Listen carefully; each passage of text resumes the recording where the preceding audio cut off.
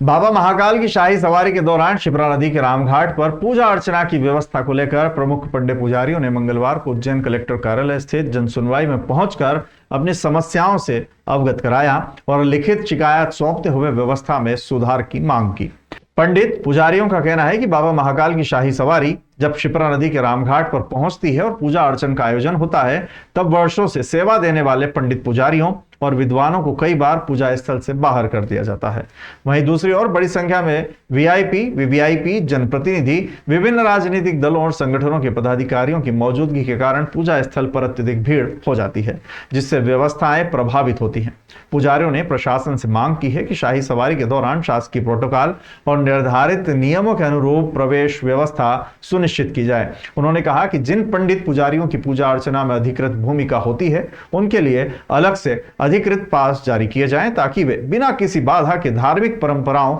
और विधि विधान के अनुसार पूजन संपन्न करा सके। आज यहाँ पर कलेक्टर साहब को आवेदन देने आए थे।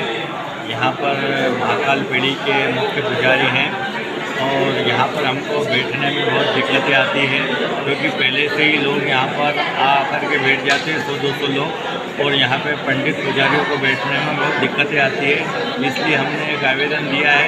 यहाँ पे बैठने के लिए पास कलेक्टर साहब पार्ट यहाँ पे इशू कर दें 5 पंडितों के, इससे कोई भी दिक्कतें नहीं होगी। अच्छा, कितने पुजारी जो है वहाँ पर जब शिव की पालकी आती है तो वहाँ पूजा अर्चना कराते हैं, और क्या होना चाहिए आप बताइए।